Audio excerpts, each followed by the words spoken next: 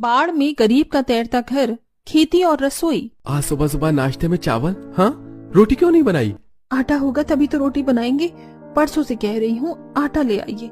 आटा ही क्या, घर का लगभग सारा राशन खत्म होने को आ गया है।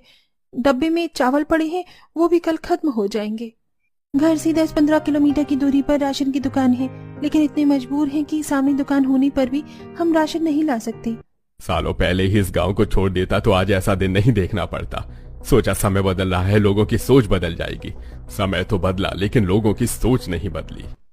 छोटी जाति से होने की वजह से गांव का हर एक इंसान हमसे कितनी नफरत करता है। पता नहीं हमने ऐसा क्या गुनाह कर दिया कि कोई गांव के कुएं से पानी नहीं लेने देता, ना सामान खरीदने। मेरे दोनों बच्चे भी पैदल पैदल ठेला लेकर इतनी दूर शहर में जाकर सब्जी बेचते हैं। बस अब बहुत हुआ निर्मला। मैंने तो सोच लिया है कि अगले साल तक कुछ भी करके हम सब कहीं और चले जाएंगे, जहां हमें भी और आम लोगों की तरह ही देखा जाए। लेकिन बाबा, दूसरी जगह जाकर रहने के लिए भी तो पैसों की जरूरत पड़ेगी ना। सब्जी बेचकर बस 2 वक्त की रोटी का इंतजाम हो पा रहा है। छोटी जाति होने की वजह से गांव में लोग इस गरीब परिवार के साथ अछूत जैसा व्यवहार करते थे। न गांव में इनका कोई बात करता था और न ही इनसे किसी भी तरह का लेन देन रखता था।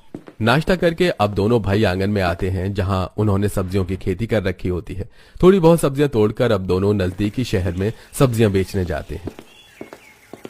इन गांव वालों की वजह से हमें रोज जंगल के रास्ते से होकर शहर जाना पड़ता है। 2 घंटे तो पहुंचने में ही लग जाते हैं।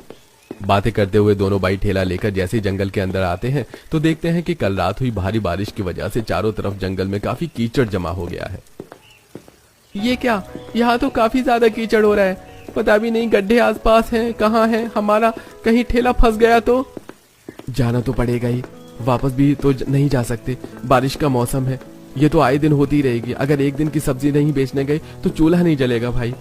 दोनों भाई अपनी सब्जी का ठेला लेकर धीरे धीरे आगे बढ़ते हैं और बड़ी मुश्किल से कीचड़ गंदगी में से होकर रोड पर निकल आते हैं। और 2 घंटे तक पैदल चलने के बाद शहर पहुंचकर दोनों भाई सब्जियां बेचते हैं। वहीं दूसरी तरफ गाँव में आज पकड़म पकड़ाई खेलते हैं। 2 लोग में क्या मजा, 4-5 लोग हो तो अच्छा भी लगेगा।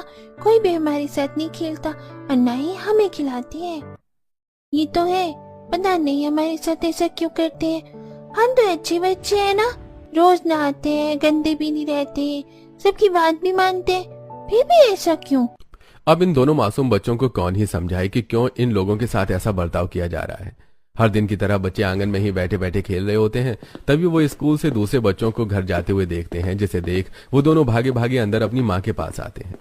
बच्चों, खाना बनने में अभी समय है, तब तक तुम दोनों बाहर खेल लो। कोई हमारे साथ नहीं खेलता,